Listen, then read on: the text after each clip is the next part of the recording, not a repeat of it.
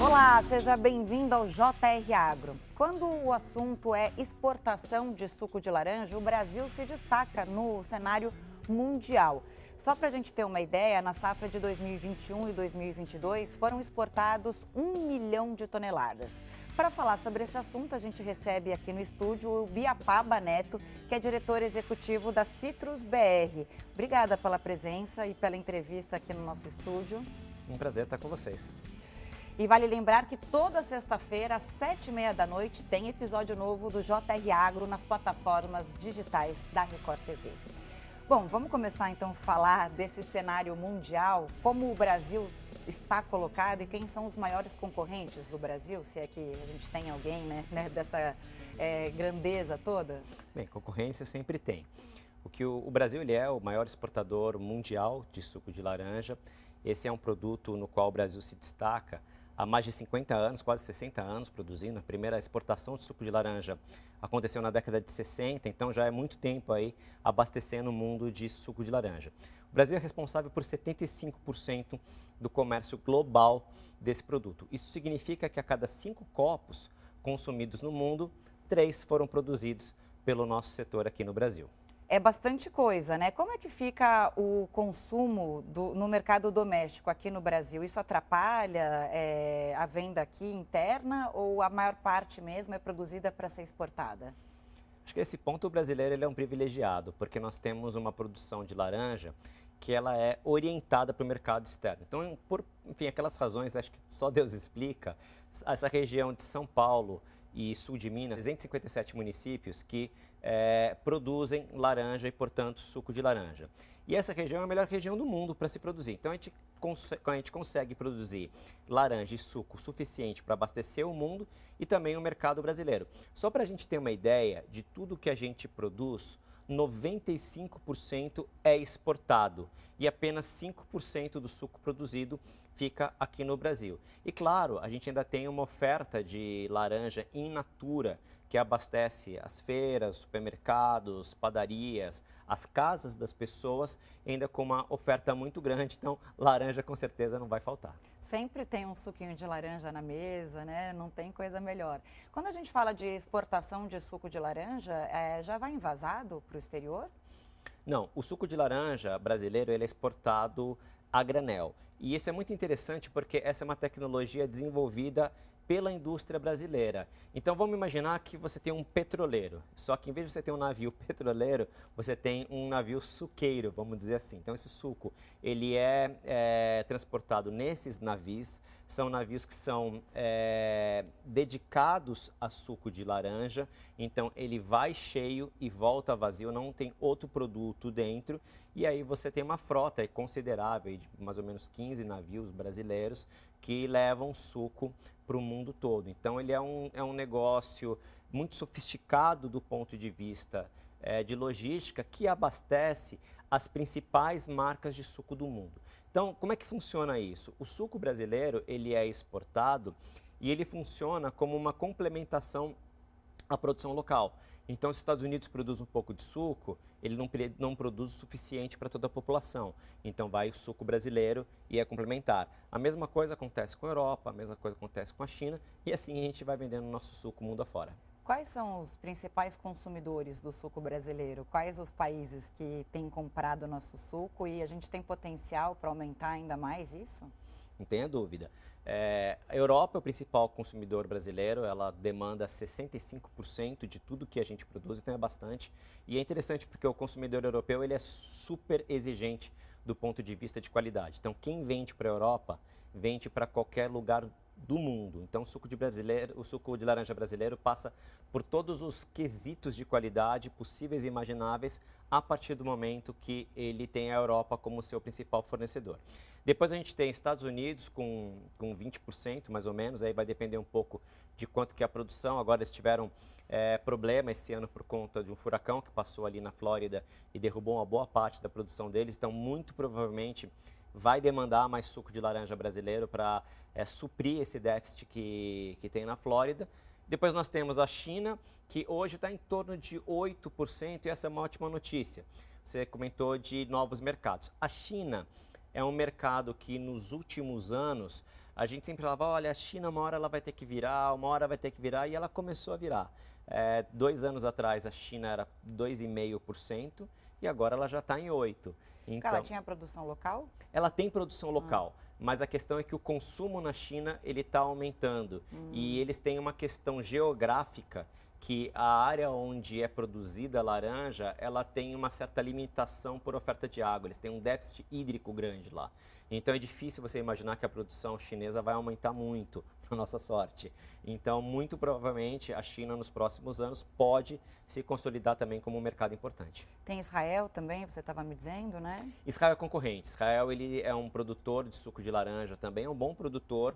Ele distribui alguma coisa ali para a Europa, mas está muito orientado para o mercado japonês também. Tem algumas especificações do suco israelense que atendem melhor alguns mercados. E aí são questões aí regionais e de preferência. Mas também é um concorrente assim que, como que eu vou te falar?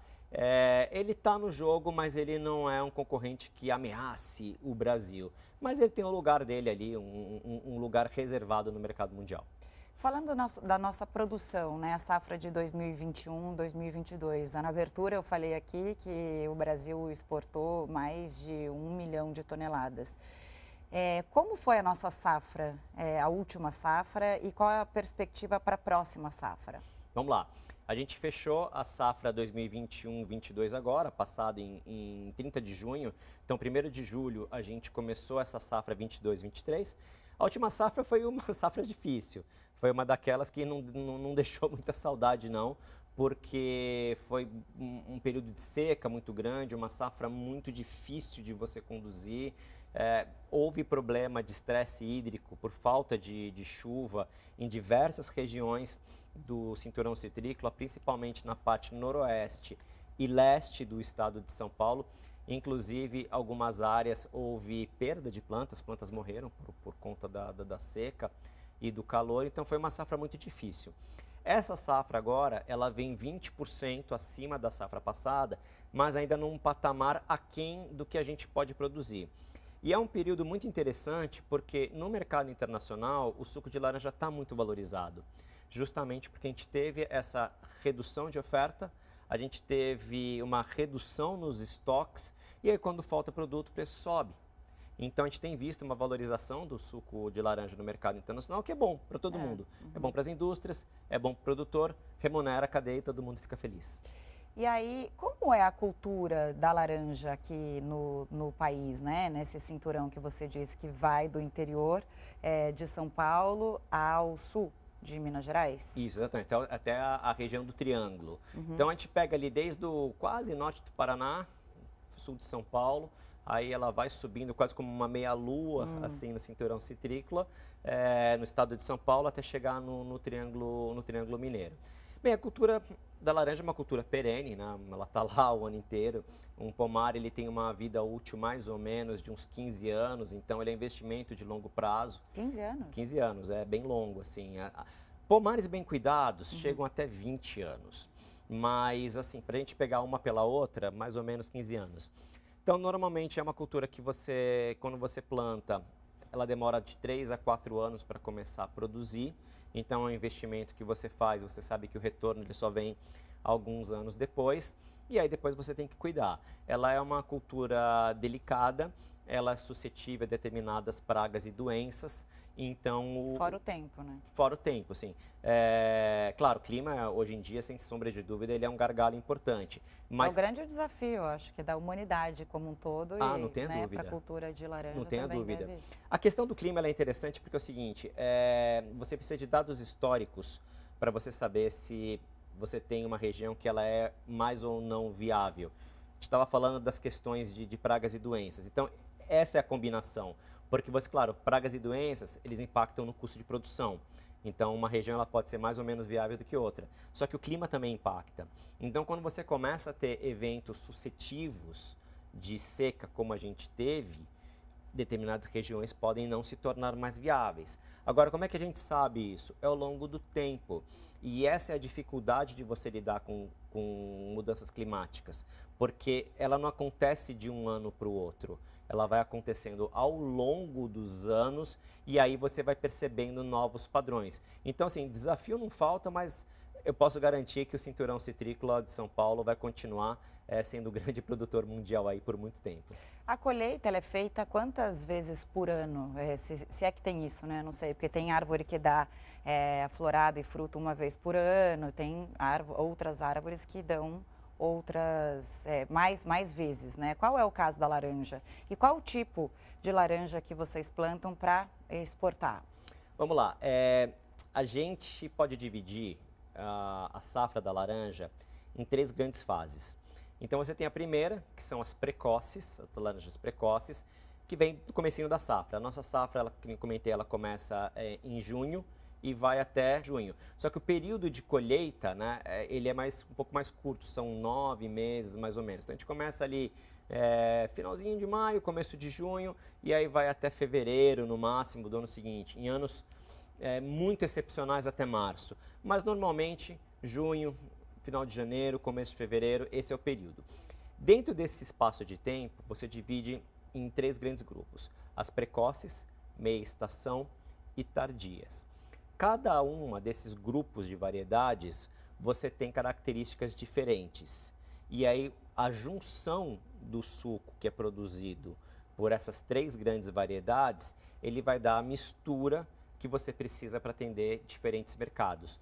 Porque apesar de ser um produto, suco de laranja, você tem especificações técnicas que são diferentes para diferentes mercados. Então você pode ter um mercado que ele solicita um suco com um pouquinho mais de grau de acidez, o outro com um pouquinho mais de doçura. Então você precisa ter diferentes variedades para que você possa ter diferentes produtos para atender diferentes mercados.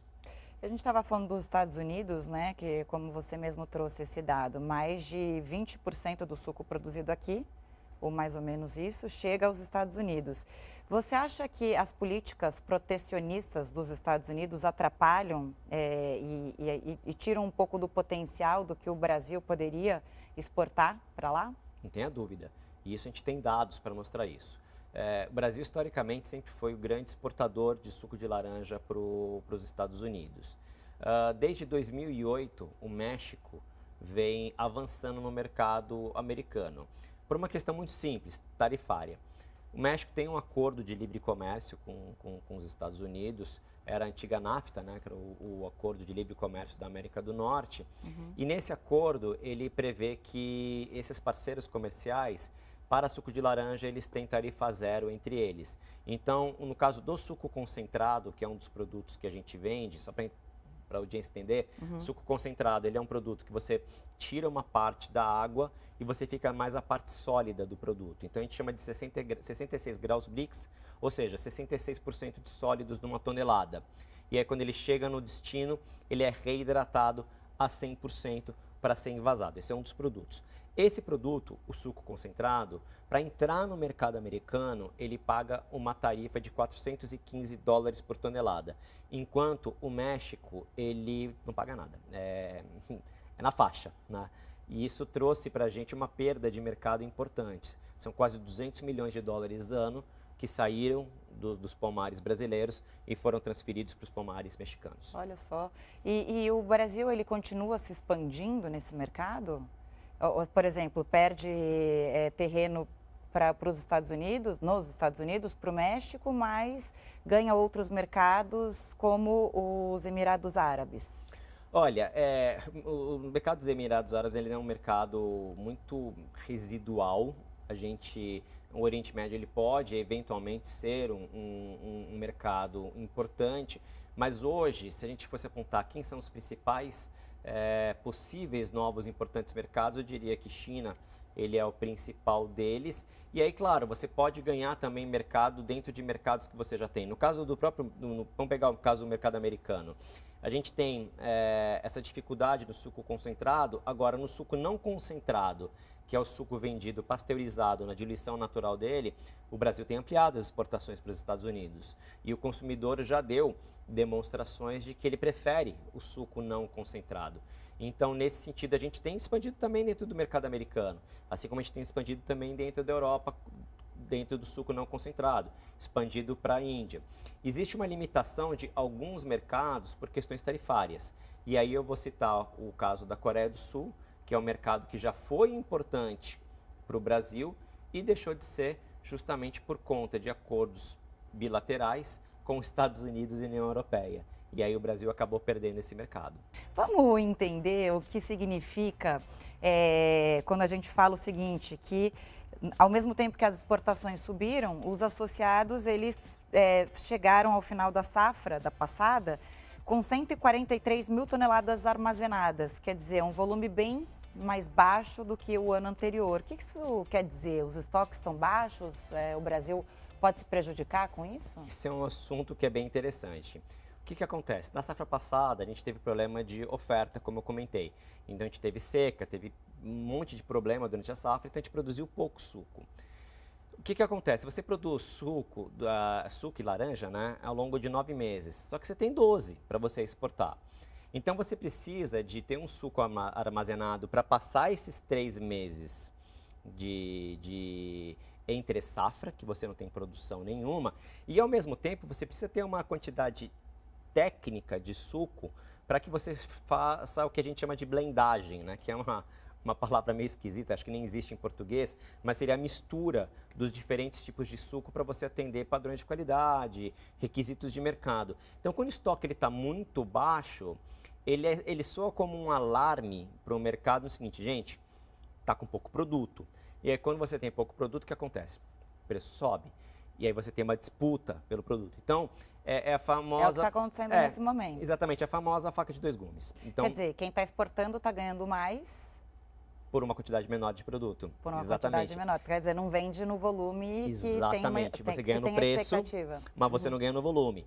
E isso que é legal, porque você tem um equilíbrio ótimo. Então, hoje seria bom se a gente tivesse um pouquinho mais de suco, justamente porque teve a questão do furacão nos Estados Unidos. Então, muito provavelmente, a gente vai ser demandado por suco, mas eu não sei se a gente vai ter a quantidade certa para atender todo mundo, de maneira que você consiga ainda sustentar, que os preços fiquem sustentados como eles estão agora. É um pouco daquela história, você tem preços altos, mas às vezes você não tem produto para entregar, e isso não é tão bom. E aí, a gente falou que o Brasil se destaca, está no topo da lista, né? Quando a gente olha para o mercado global. Agora, qual é o peso dessa indústria para a economia brasileira? Bem, essa indústria ela é super importante para a economia brasileira e para a economia paulista de maneira geral. Então, só para a gente ter uma ideia, esse é um setor que ele gera mais ou menos 200 mil empregos diretos e indiretos. Esse é o tamanho do nosso setor. Todo ano, a gente contrata o setor contrata entre 40 e 50 mil pessoas para a colheita de laranja, em regiões que você não tem necessariamente uma boa oferta de empregos. E quando a gente fala de 40, 50 mil empregos formais, a gente não está falando só de um emprego, a gente está falando de um bom emprego. Porque se eles são qualificada. Não só isso, assim, você está falando de empregos que são formais, que você tem todo o cumprimento da legislação brasileira, todas as proteções. Isso é super importante em regiões que você tem um déficit de oferta de emprego. Quando a gente fala, né, em economia de recuperação e tal, para saber se realmente é uma recuperação consolidada, você olha os números da indústria para ver se a indústria está contratando porque os salários são melhores.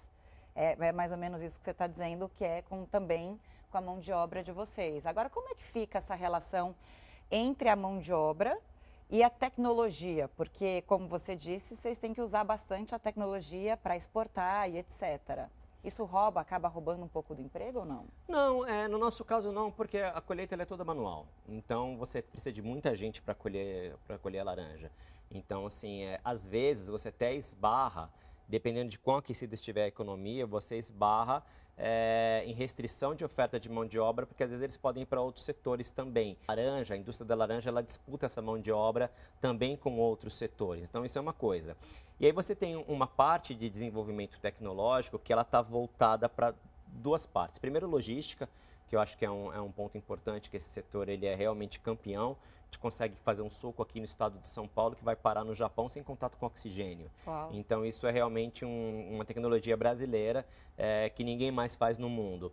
Outro ponto também é a tecnologia de produção nos pomares. Se a gente olhar o que aconteceu com a produção brasileira, a gente calcula a nossa produção em caixas de 40 quilos. Então, só para a gente ter uma ideia, na década de 80, a gente produzia cerca de 300 caixas de 40 quilos por hectare. Hoje, a gente produz, em alguns casos, mais de 1.000 caixas, 1.100 caixas por hectare. Então, a gente teve uma redução da área plantada e um aumento da produtividade. Então, você consegue manter mais ou menos o mesmo padrão de produção que você tinha décadas atrás, só que numa área muito menor. E aí, o benefício que você tem disso para o meio ambiente, para a produtividade, enfim, em diversos aspectos, ele é muito grande. Competitividade. Então, isso é muito importante. Você citou o pomar e você estava dizendo que um pomar bem cuidado chega a durar 20 anos. Como é feito esse controle de qualidade dos pomares? Olha, dia a dia, assim, o pomar ele é quase que um filho, né? Então, pois você, é uma relação... Filho maior já, né? Exatamente, é uma relação longa. Então, quando você planta a mudinha, são 3 anos até ela começar a produzir, 5, 6 anos para ela, até 7, para ela alcançar ali, um índice de produtividade maior. E aí você tem um desfrute desse pomar até 15, 20 anos, né? Então, entre você começar um pomar e você reformar aquele pomar são quase 20 anos. Então é um período muito longo. E aí, claro, você tem que ficar atento a pragas, a doenças, você tem que, enfim, se precisa de irrigação, se não precisa. Então aí vai muito do cuidado do produtor, da capacidade de investimento que ele tiver, da estratégia, e aí ele pode ter sim um pomar que vai durar muito tempo. Monocultura, então? É monocultura. Não é agrofloresta, porque está se falando tanto em agrofloresta, dessa coisa de um cuidado maior com o solo, né? Uma recuperação do solo de uma forma mais natural. O que você acha disso? Não, isso é uma tendência que existe, sem dúvida. Agora, na citricultura, o que acontece? A citricultura, ela está numa região, estado de São Paulo, que você tem muita diversidade de culturas. Então, é muito comum você ter um produtor que ele tem laranja, mas ele também tem gado, ele tem amendoim, ele tem outras coisas. Então, a laranja, ela faz parte de um mix de produção no estado de São Paulo. Claro, você tem produtores que são especializados que só fazem laranja? Tem, mas no estado de São Paulo, uma das características é a diversidade de produtos. Então, você vai ter um mesmo produtor com diferentes itens ali na pauta de produção dele. Estou vendo um dado aqui que a produtora separou. Olha só, o brasileiro consome em média 1,2 litros de suco por ano. E fazendo uma comparação, os americanos, por exemplo, consomem 9,1 litros. São feitas campanhas para ampliar esse consumo brasileiro. E por que tanta diferença? Eu achei que o brasileiro gostasse de suco de laranja. Não, o brasileiro gosta muito de suco de laranja. Só que o brasileiro ele é um privilegiado. Ele tem uma oferta grande da fruta in natura, que é diferente dos Estados Unidos. Então aqui o brasileiro tem o costume de pegar a laranja, corta e faz o suquinho dele em casa. Vai na padaria, pega o suco, espreme. Então, assim, se você atribuir o consumo de fruta in natura e você transforma em suco, porque a maior parte das pessoas não come a laranja, né? A maior parte pega a laranja para fazer suco. Então, se você atribui a produção que vai de laranja para mercado interno, para suco, a gente vai para 6, 7 litros por ano também per capita. Então, não é tanta diferença assim em relação ao americano. Então, o brasileiro gosta assim bastante de suco, só o jeito de consumir que é um pouco diferente. E quais as perspectivas para a próxima safra? O que nos reserva, até, pelo menos por enquanto, né? Que nunca se sabe o que pode acontecer quando a gente fala desses obstáculos todos, né? Pois é, o ex-ministro Pedro Malan falava, né, que o futuro tem por ofício ser incerto. É isso aí. Agora, no nosso caso aqui, bem, é uma safra que ela está desenvolvendo bem, essa safra brasileira. Ela está a gente está agora no pico de safra já, então mais ou menos entre setembro e novembro a gente tem ali o pico da safra. Então as indústrias estão aí processando bastante laranja. É uma safra com a qualidade melhor do que a safra passada, porque a gente não teve os problemas de clima que aconteceram. Então, felizmente está tudo indo muito bem. Poderia ser uma safra um pouco maior, justamente porque a gente deve ter uma demanda um pouco maior por parte do mercado americano e seria legal ter um pouquinho mais de estoque de suco. Mas não dá para ser perfeito tudo. Então, lado bom, lado ruim, né? Lado bom, é que muito provavelmente você vai ter fundamentos fortes para esse setor no próximo ano, com certeza, talvez nos próximos 2 anos. Então, muito provavelmente, você vai ter um mercado bem remunerado no próximo ano, próximos 2 anos, a depender desses fundamentos. E o copo meio vazio de suco, vamos colocar assim, é que poderia ter um pouquinho mais de produto. Tendo um pouquinho mais de produto, seria mais saudável para o mercado nesta altura do campeonato. Ibiapaba, muito obrigada pela entrevista, pela presença aqui no JR Agro. Volte sempre e obrigada pelo bate-papo. Obrigado e saúde para todos. E só lembrando que toda sexta-feira, às 7h30 da noite, tem episódio novo do JR Agro nas plataformas digitais da Record TV. Eu agradeço a sua companhia e até a próxima.